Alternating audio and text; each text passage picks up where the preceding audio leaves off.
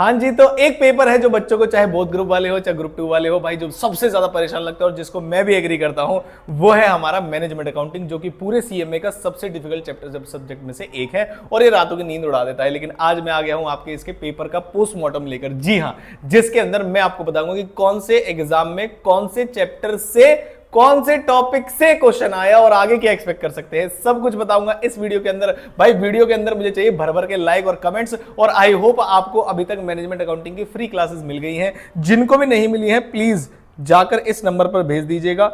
और अगर आपने पहले से ही ऑलरेडी सारी चीजें सब्सक्राइब की तो स्क्रीनशॉट भेजना, और अगर आपने ऑलरेडी स्क्रीनशॉट भेज रखे हैं तो दोबारा मत भेजना। इस नंबर पे व्हाट्सअप कर दीजिएगा और लिख दीजिएगा मैनेजमेंट अकाउंटिंग की फ्री क्लासेस चाहिए। जो भी नीचे लिंक है सब जगह फॉलो करके आप भेज देना। मैं आगे चलता हूं भाई पेपर के पोस्ट में। छोटी सी इंफॉर्मेशन थी, मैंने आपको दे दिया। सभी चैप्टर के बढ़िया बढ़िया क्वेश्चंस आपको वहां पे दिख जाएंगे जो हमने फ्री क्लासेस दी हैं उसके अंदर।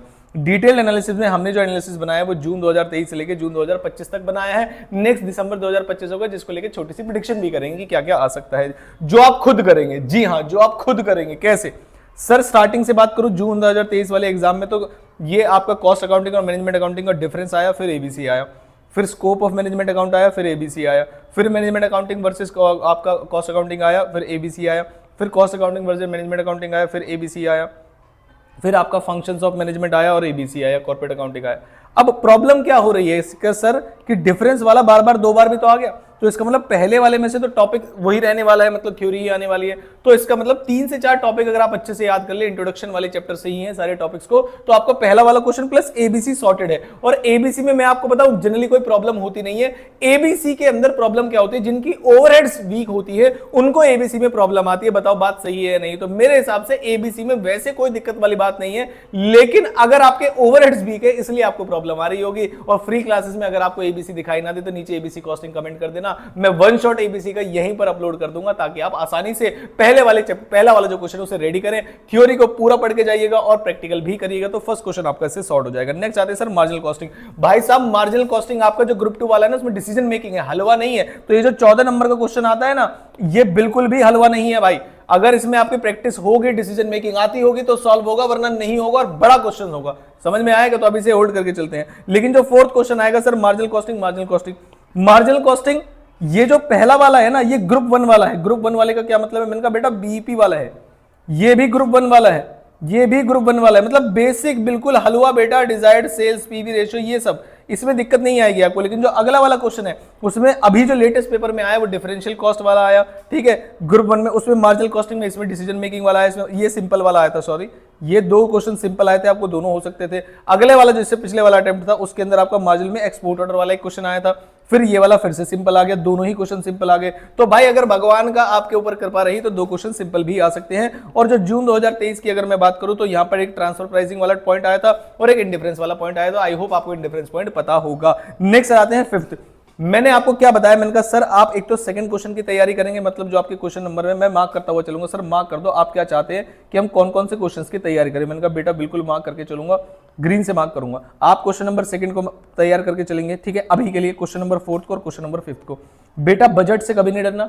मैंने बजट कराया था आपको, जो आपका मैराथन है उसमें भी करवाया था, और मैंने आपको बजट के लिए अलग से लाइव सेशन भी लिया था 2-3 दिन पहले। तो बेटा बजट बजट बजट बजट ज्यादा बार फ्रीक्वेंसी में बजट आ रहा है। एक बार स्टैंडर्ड कॉस्टिंग भी पूछ लिया गया था। और ध्यान रहे जो भी बच्चा स्टैंडर्ड कॉस्टिंग तैयार करे उसमें खाली ओवरहेड वेरिएंस तो तैयार करने ही करने हैं, लेकिन मटेरियल और लेबर वेरिएंसेस भी आपको तैयार करने हैं। नेक्स्ट आते हैं सर 6th के ए और बी पार्ट में, जो कि ज्यादातर ओरिएंटेड होता है standard costing plus budget, standard costing plus budget, standard costing plus budget, standard costing plus budget और बजट प्लस बजट।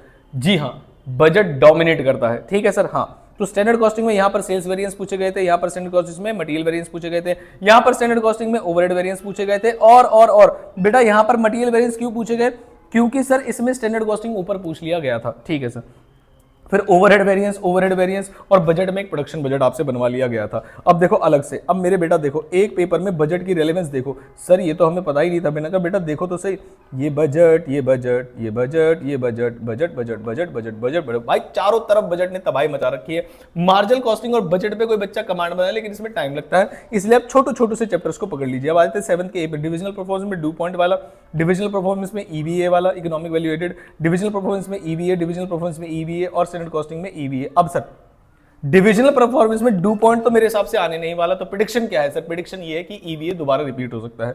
फिर सर बैलेंस स्कोर कार्ड का एक क्वेश्चन आया था, लेकिन अब वो आ चुका है। तो लर्निंग कर्व, तो आपने देखा होगा जो पिछला वाला पेपर था वो सभी ट्रेंड को काट रहा था। देखो ईवीए आया जा रहा था तो डू पॉइंट पूछ लिया, लर्निंग कर आ जाता तो बैलेंस स्कोर कार्ड पूछ लिया। इसका मतलब पिछला वाला जो पेपर था उनमें उन्होंने चेंजेस कर दिए थे। तो एक्सपेक्ट कि जो पुराना वाला ट्रेंड था वो अब फॉलो होगा दोबारा से। ठीक है सर। 8th का एक क्वेश्चन आपका डिसीजन थ्योरी से आया था। डिसीजन थ्योरी ये सब आ रहा था, जिसमें आपके ट्री ज्यादातर रिपीट हो रहे हैं। उसके बाद सर रिस्पॉन्सिबिलिटी जो थ्योरी है वो वहां से पूछी गई थी और कोई दिक्कत वाली बात नहीं थी। अब सर आप एक बार प्रेडिक्शन करके बताओ बेटा, अगर वीडियो पे लाइक नहीं मिले ना तो ग्रुप 2 वाले बच्चे वैसे ही कम है अपने चैनल पे, तो बेटा लाइक करते रहा करो। तो सर प्रेडिक्शन बताओ अब फटाफट से।